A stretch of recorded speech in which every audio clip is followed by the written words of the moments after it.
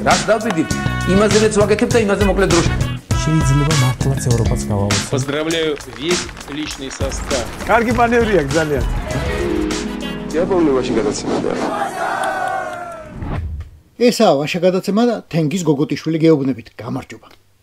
სანამ თავარ საქმეზე, თავარ ამბებზე გადავიდოდეთ, ჯერ კიდევ გაქვთ დრო, მოიწონოთ და გამოიწეროთ ვაშა გადაცემა YouTube-ზე, Facebook-ზე, Instagram-სა და TikTok-ზე.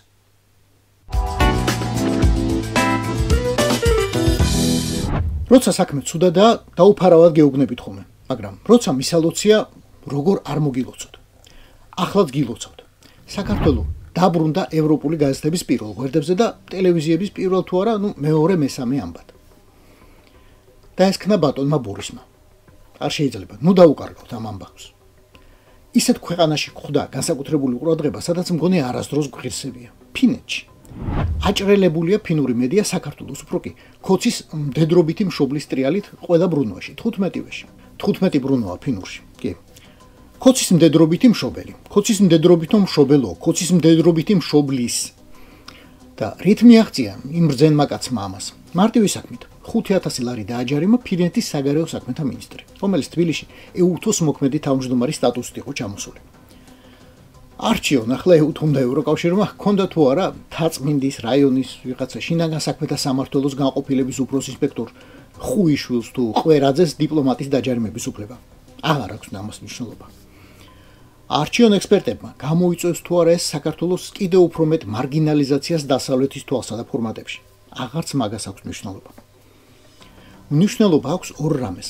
პირველი, ევროპა გაოცებული კი არა და პირღია ბურის რუსის დემოკრატიით. და მეორე, კვარტლისა და წლის ბოლოს საქართველოს პროჭორვილური მთავრობა ამაყად შეგვატყობინებს 2025 ფინანსური წლის ერთ-ერთ ღირსშესანიშნავ ამბავს. პირველად დამოუკიდებლობის კი არა და 3000 წლოვან ისტორიაში საქართველოს სახელმწიფოს ვალი აქვს ფინეთს. დღევანდელი კურსით მთელი 1584 евро და 18 ევროცენტი. გილოცავ პროჭორვილელო, შენ ეს შესძელი.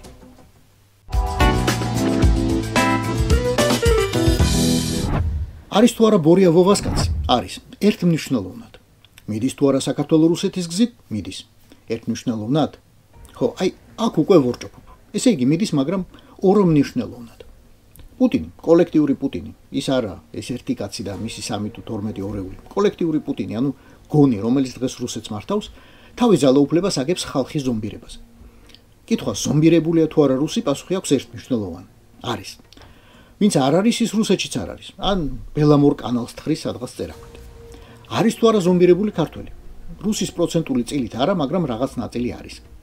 პროჭორვილელი ქოცი გამობიძინებული, ბევრი განმარტება შეიძლება მიუყენოთ იმ 25 თუ 30%-ს, ვის დღეს დედის ძუძუსავი ჩამოკიდებულია იმედისა და პოსტივის პროპაგანდაზე და ვერ დაიძინებს ძილის წინ 20 წუთი მაინც რომ არ მოусმინოს კობახიძეს, პაპუაშვილს, კალაძეს, წილოსანს, წულუკიანს, ზარქუას ან ვიღაცა ეგეც. ოღონდ მთავარი განსხვავება არ არის გამო პროპაგანდებულთა პროცენტულ რაოდენობაში. განსხვავება საძირკველში, რაზეა ეს პროპაგანდა აგებული და დაფუძნებული. კი, ორივეს, კოლექტიურ ვოვასაც და კოლექტიურ ბორიასაც. უყვარს ლაყაფი ტრადიციული ფასეულობების დაცვაზე, მართლმადიდებლობაზე, სანუკვარ ჰეტეროსექსუალობაზე, მავნე დასავლეთსა და ასე შემდეგ. მაგრამ პუტინი ყველაფერ ამის დასაცავად არჩევს ბრძოლას და თავის მომხრეებსაც იმ ბრძოლაში იწვევს სულ. დღეს რუსული საჯარო სივრცე ერთი დიდი მილიტარისტური პლაკატია. შენ ჩაეწერე მოხალისედ, ყველაფერი ფრონტისთვის. ყველა უნდა იყოს მზად რომ მოკვდეს რუსეთის სახელით. რუსეთიდან 100 კილომეტრში, მაგრამ მაინც მატუშკარასიას სახელით გალურჯებულ ბაგეზე. ამას ასწავლიან და უტენიან რუსებს საბავშვო ბაღებიდან დაწყებული. კოლექტიური პუტინი თავის ქვეყანასა და თავის ზომბებს რაზმავს ომისთვის. კოლექტიური ბორისი კი რაზმავს ჩაჯისთვის. სრული კაპიტულაციისთვის რეალურ მტერთან და მისი ჩანაცვლებისთვის მოგონილი მტრით, რომელიც სინამდვილეში ყველაზე დიდი მეგობარია. ოღონდ საქართველოს მეგობარი და არა ბურია ივანაშვილისა და მისი პროჭორვილური რეჟიმის. კი, ვაღიაროთ რომ ჭკვიანური გეგმაა, ეგეც რუსული. გადარჩენის ბუნებრივ ინსტინქტს ბორია მდიდრის საქართველოში მიეცა იდეოლოგიური გამართლება.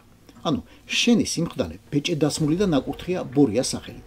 რაც მეც უნსაუშვებ, მეტად ეჯაჭვები იმეცა და პოსტივის, იქ არა თუ დაგამშვიდებენ და გაგამართლებენ, არამედ შეგაქებენ და დაგაჯერებენ, რომ სწორედ შენ ხარ ნაღდი ვაჟკაცი, ნამდვილი ქართველი და ერეკლე მეორის ჭეშმარიტი შთამომავალი, რომელსაც ათობით ომის კვალა ცხეულზე 87 იარა ჰქონდა სხვათა შორის.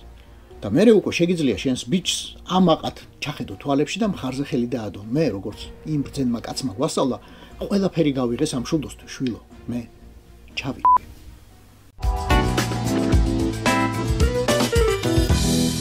გონი 2013 წელი იდგა, როდესაც ბორია ივანაშვილმა მორიგის იბრძნე თქვა.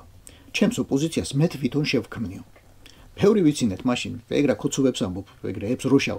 აბა როგორ შექმნიო? როგორო და ჯერ საკუთარი პირველქმნილი კოალიციის ორი პარტია გარიყა. დამპლური, ძალიან დამპლური თამაშებით, მაგრამ მათი ოპოზიციონერობაც აღარ მოეწონა და ფული ჩაყარა, რომ რამდენიმე ლიდერი ისევ გადაებირებინა. ის პარტიები კი აქტიურად დაენგრია. მერე სხვა არასაპარლამენტო პარტიებს გაუფორმა საპარლამენტო ოპოზიციის სტატუსი. ყველას გვახსოვს, როგორ დაემატა ხმები პატრიოტთა ალიანსს, თუნდაც რომ გადაელახა 5%-იანი ბარიერი. იოპოზიციავა ალიანსმა, მაგრამ მოლოდინი ბოლომდე ვერ გაამართლა. ბორია სხვებზე გადაერთო. შექმნა ჯგუფი, რომელმაც მის ნაცვლად იკისრა ყველაზე აკოთებული საქმეების კეთება. ფორმალურად ეს იყო ერთგვარი ფარი, ჯავშანი. როდესაც დასავლეთში ეკითხებოდნენ, რა რუსული კანონი აგიტყდათ, ესენი პასუხობდნენ, რა ვქნათ, სხვა პარტიამ შემოიტანა, ხალხის ძალამ თუ ძალზის ხალამ და როგორ უნდა დაგვებლოკა ეგ კანონპროექტიო. მაგრამ ვერც იმ პირველმა კანონპროექტმა ივარგა, ვერც მისმა ინიციატორებმა. აი არ გამოვიდა. ბევრი რომ არ გავაგზავნოთ, ივანაშვილმა ოპოზიციის ჩანაცვლების საქმეს თავი ვერ მოაბა. ვერც სამკუთხედი, ვერც ვერანაირი. და ბოლოს იქამდე მივიდა, რომ საერთოდ გააუქმა. მართლა, აი რაში სჭირდება ოპოზიცია? სჭირდებოდა იქამდე, სანამ დასავლეთში ვინმეს ჯერ კიდევ უნდოდა თავის მოტყუება. იმ იმედით იქნებ გამოუტატოს ეს კაცი პუტინს და სამშვიდობოს ევროპისკენ გადმოვიყვანოთ. სანამ დასავლელი ელჩები მასთან შესახვედრად ადიოდნენ რეზიდენციებში. სანამ პირდებოდნენ მოგიგვარებთ მაგ საბანკო პრობლემებს შვეიცარიაში, შენ არ ინერვიულოო. სანამ საპატიო ლეგიონის ორდენებს აძლევდნენ. შემდეგ კი ეს ყველაფერი მოკვდა.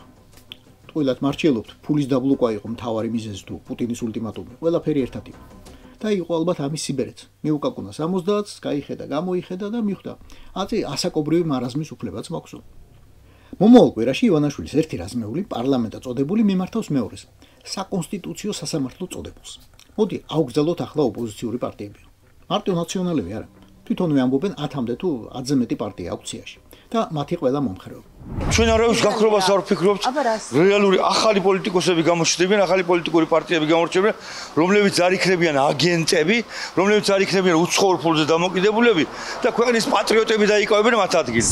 ვიქტორ ჟაფარიძე ახლა ხანჯალს გაგიყრის, რომ გაახსენო ნაციონალი იყავიო. არა და 2008 წლამდე აბსოლუტურად დიდებულად შეირგო პარლამენტის წევრობა. აღარაა საუბარი აზორ ბოლქვაძეზე, რომელსაც 2008 წლიდან მოყოლებული არც ერთი პარლამენტის წევრობა არ ჩაუგდია. და როგორღაც სულ მართველი პარტიის წევრი იყო. მაგასაც ნიჭი უნდა ბიძიკო. სხვანაირად არ გამოვა.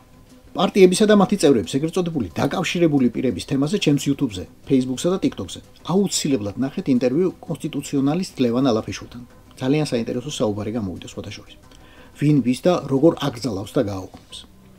ახლა კი მოკლედ გადავალოთ გონების თვალი ხოცის ლოგიკით, ვინ უნდა ვნახოთ ასაკრძალ დასაგმობთა სიაში.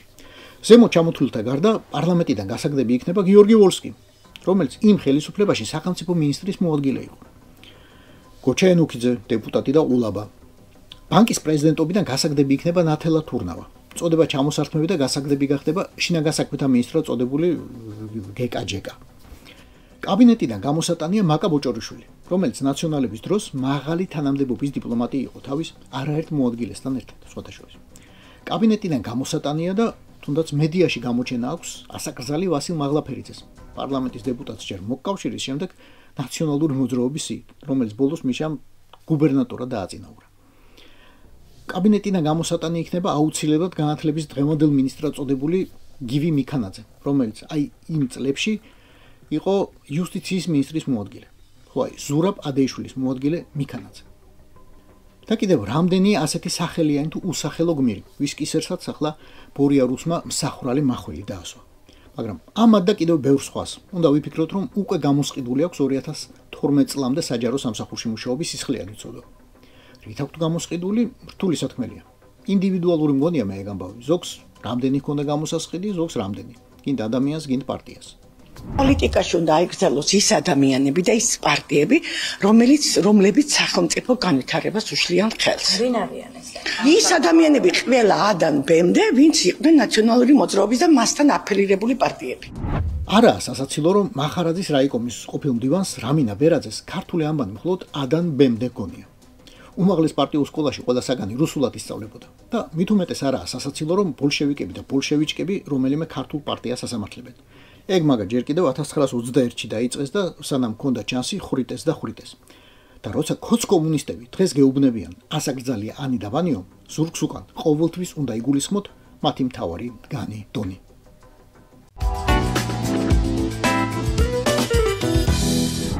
კრიმინალური ქრონიკა.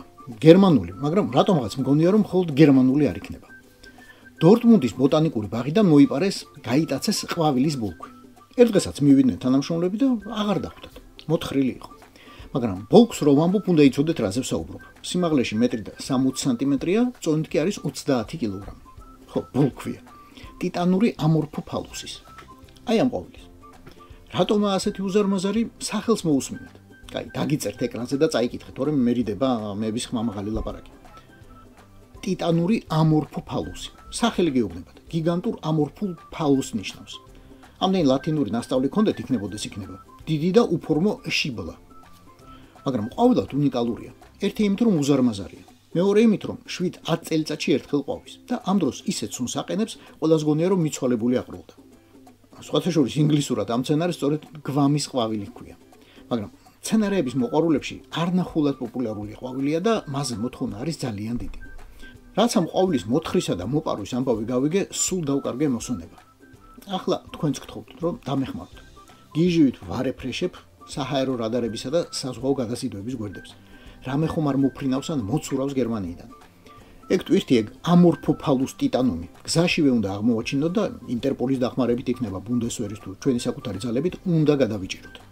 თორემ შეკვეთილამდე თუ ჩამოვიდა და იმ ხანდაზმულ მიჩურინელამდე მიაღწია, მერე ჩათვალე დაკარგულია. მაგას გარშემო იმდენი ფალუსი ყავს. ამერც როგორ გამოვიცნობთ, აი შანსი აღარ არის. ეს არის ვაშე გადაცემა. გვიყურეთ, მოგვიწონეთ და აუცილებლად გამოგვიწერეთ იმ ფორმატით, რომელიც ყველაზე მეტად გეხერხებათ. YouTube-ით, Facebook-ით, TikTok-ით ან Instagram-ით. რაც დავიდით, იმაზეც ვაკეთებ და იმაზე მოკლედ დროში. შეიძლება მართლაც ევროპაც გავავოცოთ. Поздравляю весь личный состав. კარგი მანევრია ძალიან. Я помню, очень гадаться надо.